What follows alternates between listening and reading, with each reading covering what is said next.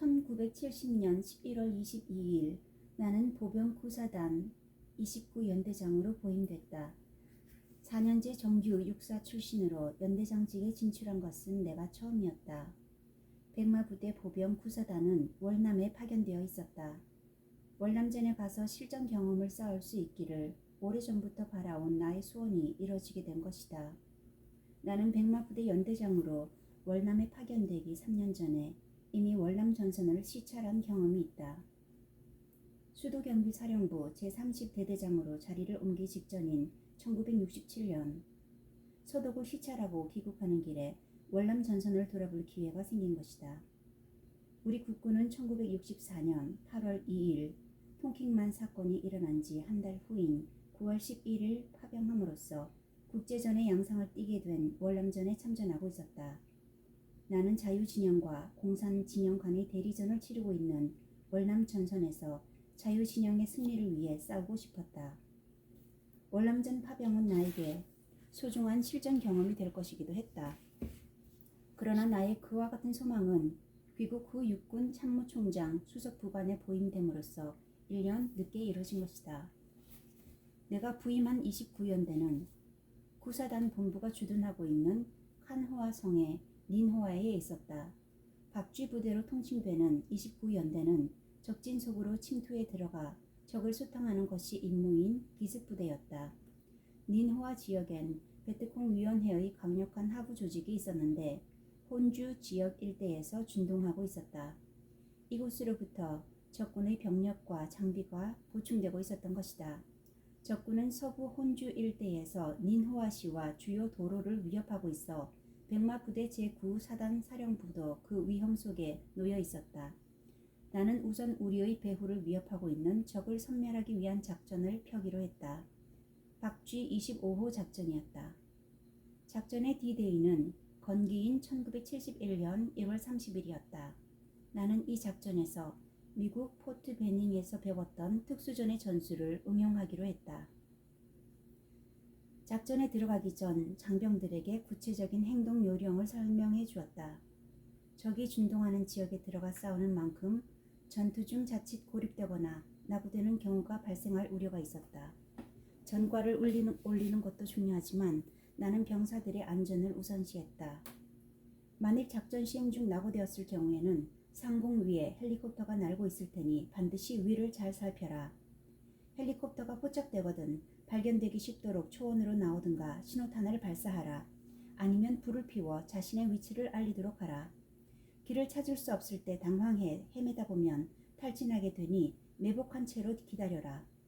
만약 이동이 불가피한 경우는 대담한 심정으로 발길이 닿지 않는 밀림을 뚫으면서 적에게 납치되지 않도록 하라. 드디어 박쥐 25호 작전이 개시됐다. 작전은 9일 만에 성공리에 끝났다. 적군 사살 31명에 포로 1명, 용의자 23명을 잡았으며 소화기 5정, 공룡화기 13문, 그리고 실탄 및 포탄 3만여 발을 노획했다. 우리 부대에서는 한 명의 실종자가 발생했다. 그 밖의 피해는 한 명 부상뿐이었으나 생사를 알 수 없는 병사가 생긴 것은 나로서는 뼈아픈 손실이었다. 나는 본 작전을 미루고 먼저 실종된 병사를 찾기 위해 수색 작전을 전개했으나 발견되지 않았다. 그런데 사흘 후 그 실종 병사가 스스로 걸어서 귀환했다. 그는 치열한 전투를 치른 뒤 탈진 상태에서 잠깐 휴식을 취하던 중 그만 잠이 들었고 잠에서 깨어보니 혼자 낙오되었다는 것이다. 나는 우선 그 병사를 충분히 쉬게 한 다음 자기 혼자 힘으로 복귀한 경위를 차트로 만들어 새로 배속되어 오는 장병들에게 그의 체험을 가르치게 했다. 그가 부대에서 낙오됐다가 복귀한 체험은 부대원들에게 생생한 실전 교범이 되어주었다. 박쥐 25호 작전이 성공하고 한 달이 지난 후인 1971년 2월부터 사단 규모의 독수리 71-1호 작전이 20일간 전개되었다. 수이가이 지역과 망망 계곡 지역에서 준동하고 있는 적을 섬멸하기 위한 그 작전에서 나는 평생 잊지 못할 비통한 일을 당했다. 작전이 종료될 즈음이던 3월 7일 불행하게도 병력 손실을 입게 된 것이다. 3대대 12중대는 그날 새벽 적지를 교란하기 위해 계속 전진하던 중 잠시 휴식을 취하게 되었다. 주변은 숲이 무성한 고지대로 열대성 활엽수와 떨기나무가 치솟아 있었다. 그곳은 원래 베트콩의 소굴과 인접한 지역인데 지형에 익숙하지 못한 중대장이 휴식처로 잘못 자리 잡은 것이다. 휴식을 취하려는 순간 사방에서 B-40 바주카포가 터지고 수류탄이 날아들었다. 소총 소리가 고막을 찢는 가운데 중대는 곧바로 응전했다. 치열한 접전이 1시간쯤 계속되었고 마침내 적은 잠잠해졌다. 적은 여러 구의 시체를 남겨둔 채 달아났던 것이다. 이 전투에서 12중대 중대원 176명 가운데 9명이 전사하고 10여 명이 부상했다. 그 보고를 받고 나는 내 소임을 다하지 못함으로써 부하를 잃어버렸다는 자책감으로 한동안 우울한 시간을 보냈다. 다음 작전을 준비하며 우리 부대와 나는 결의를 새로이 했다. 강한 훈련만이 우리가 전쟁에서 승리하는 길이다. 용자는 살고 겁자는 죽는다. 전우를 아끼지 않은 통솔 방침 아래 강훈을 계속한 것이다. 나는 내가 미국 포트 베닝에서 받았던 레인저 특수전 훈련 방식을 모든 연대 장병들에게 전수시켰다. 그 결과 몇 달이 안 되어 우리 연대는 어떠한 특공 작전도 수행할 수 있는 전투력을 갖추게 되었고 병사들이 눈빛에서는 전의가 불타고 있었다. 그해 2월 22일 우리 부대는 박쥐 26호 작전에 들어갔다. 월남에서 그 시기는 우기다. 오전에는 대체로 맑다가 오후가 되면 어김없이 강수량을 가늠할 수 없을 정도로 엄청난 폭우가 쏟아졌다. 그 폭우 속에서 수행된 작전은 무려 25일 동안 밤낮 없이 계속되었다. 작전 지역은 박쥐 25호를 치러냈던 혼주였다. 그곳에서 펼쳐진 야심찬 두 번째 작전에서 우리 연대는 혁혁한 공을 세웠다. 227명의 적을 사살했고 소화기 115정, 공룡화기 3문, 수류탄 42개, 실탄 2191발, 포탄 20발을 노획했다. 그로부터 한 달 후인 8월 박쥐 27호 작전을 수행했다. 그 작전의 목표는 베트콩의 거대 탄약고를 폭파하는 것이었다. 작전 기간은 14일이었다. 우리는 목표대로 베트콩의 탄약고를 완벽하게 폭파했다. 나는 그 전투를 직접 진두 지휘했는데 작전이 끝날 때까지 보름 동안 면도조차 하지 못했다. 다른 장병들도 마찬가지였다. 적군의 탄약 창고를 폭파하고 로켓포의 일종인 P-40포와 각종 무기까지 노획하는 전과를 거뒀다. 이 작전을 끝내고 개선하는 날 우리 부대는 색다른 전리품까지 챙겨올 수 있었다. 베트콩들이 사육하고 있던 멧돼지 50여 마리를 생포한 것이다. 부대로 돌아와 우리 연대는 그 멧돼지 요리로 승리의 축하 파티를 열었다. 인접 부대에도 20여 마리를 나누어 주었다. 그 후에도 우리 연대는 내가 연대장으로 있는 동안 크고 작은 10여 차례의 치열한 전투들을 치렀다. 용맹스럽고 잘 훈련된 우리 부대원들은 전투 때마다 연전연승을 거두었다. 당시의 부하들이 너무도 자랑스럽고 고마웠다. 월남에서 연대 병력을 지휘하며 전투를 치러야 했던 나는 부하들에게 다음과 같은 지휘 통솔 방침을 숙지시켰다. 먼저 적을 발견하고 먼저 공격해라. 졸면 죽는다. 경계 철저. 술을 삼가라. 여자를 멀리하라. 물욕을 버려라. 전우를 소중히 여겨라.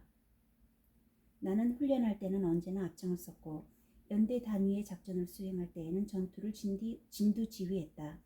모든 훈련과 전투에 예외 없이 선두에 서 있던 나는 부하들이 전폭적인 신뢰를 모았고 부대원들이 강철 같은 결속을 가져왔다. 박쥐 부대를 최강 부대로 만드는 저력이 되었던 것이다.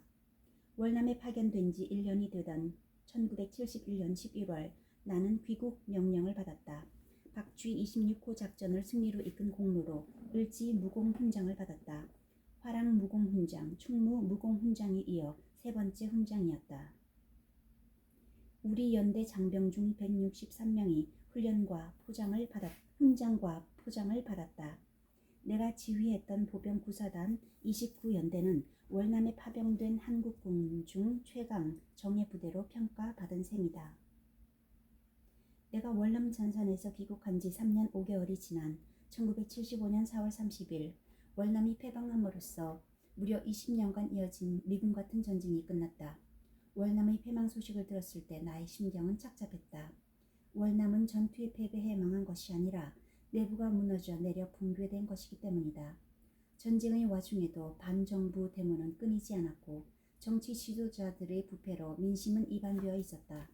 낮에는 순박한 농민이던 농촌 지역 주민들이 밤에는 베트콩 전사로 변신하는 모습을 현장에서 생생하게 지켜보았다. 월남에 파병되어 성공적으로 임무를 완수하고 돌아온 나에게 육군 본부는 제1공수 특전단 단장 자리를 마련해 주었다. 귀국한 지 불과 일주일 후인 1971년 11월 15일의 일이었다. 공수특전단 단장 부임을 명받자 나는 의욕과 사명감으로 가슴이 부풀어 올랐다. 1공수는 내가 훌륭한 장교가 되겠다고 부단히 꿈을 키워온 것이자 어느 부대보다도 정이 많이 들었던 것이었다. 나의 왼쪽 어깨에는 레인저 탭을 부착하고 상의 오른쪽 포켓에는 횃불 마크의 패스파인더 탭을 달았다. 대한민국 군인으로서는 가장 힘든 훈련 과정을 거쳤다는 자부심은 가장 훌륭한 특전 용사가 되겠다는 다짐, 대한민국 군부대 가운데 가장 강한 부대로 만들겠다는 의욕의 원천이 되었다. 이제 고향 같은 그 부대에 돌아와 단장이 되었으니 제1공수특전단을 북한의 1, 2, 4군 부대를 능가하는 특공부대로 만들어내겠다는 결의를 새로이 했다. 그런데 막상 단장으로 부임해보니 놀랍게도 부대의 기강은 형편없이 해이해져 있었다. 특전용사의 생명과 같은 기상과 용맹성은 실종되어 있었고 도박에 빠져있는 사람까지 눈에 띄었다. 나는 우선 부대원들의 생활 리듬을 변화시켜야 할 필요성을 느꼈다. 모든 장병들에게 일주일에 2회씩 10km 구보를 시켰다.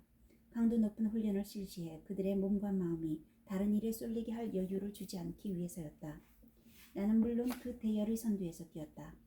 훈련 시간 외엔 정신교육을 통해 도박 등 개인의 타락과 폐가망신의 원인이 될 수 있는 일들에 대해 깨닫도록 했다. 교양서적을 비롯해 다양한 책들을 비치해 독서를 장려하고 생활화하도록 만들었다. 오래지 않아 성과가 나타나기 시작했다. 단장으로 부임한 지 1년이 지났을 무렵부터 부대의 기풍이 본격적으로 일신되고 부대원들의 눈빛에는 생기가 넘쳐났다. 부대 내의 도박 풍조도 사라져버렸다. 그간의 노력이 보람으로 나타났던 것이다. 이와 동시에 나에겐 또 하나의 기쁜 소식이 기다리고 있었다. 1973년 1월 1일부로 장군이 된 것이다.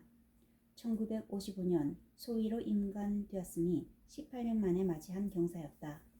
동기생 가운데 나를 포함하여 4명만이 별을 달았다. 나는 지휘 방침을 충성, 명예, 단결의 3가지로 정하고 부하 장병들에게 이 3가지 정신을 체질화하도록 했다. 나는 리더십의 요체는 사랑과 솔선수범이라고 믿었다. 나는 안 되면 되게 하라는 슬로건을 내걸고 모든 일에 앞장섰다. 낙하산을 등에 메고 점프할 때면 나는 1호기에서 제일 먼저 뛰어내렸다. 비록 내가 별을 단 장군이 되었고 특전단장 신분이 되었지만 앞장서서 훈련에 동참하는 모습을 보여줌으로써 우리가 임무를 수행할 때에는 모두가 똑같은 공수부대원이라는 사실을 일깨워 주려고 했던 것이다. 아침마다 부대 식당을 순시하며 병사들의 식사가 부실하지 않은지 점검했다. 부대원들이 장기간 산악훈련을 할 때에는 꼭 현장을 방문해 격려해 주었다. 부대 가까운 곳에 아파트를 지어주고 장학금을 지원해주는 등 장병 가족들의 복지에도 힘을 기울였다. 작전과 훈련 때문에 가족과 같이 보내는 시간이 적은 가장의 처지를 이해하고 1공수여단 가족인 것을 자랑스럽게 여기도록 돕고 싶었던 것이다. 겨울이면 주변 논에 물을 부어 얼린 후 장병들과 가족들이 스케이트를 탈 수 있도록 해주었고 부대 내 교회에 유치원을 만들어 자녀들을 돌봐 주었다. 부대 안팎에서 개최되는 특별한 행사에는 가급적 장교와 하사관들의 가족들을 초대해 견학하도록 했다. 가족들의 소외감을 덜어준과 동시에 부대원들에게도 가족의 소중함을 인식시켜 줄 것으로 기대했기 때문이다.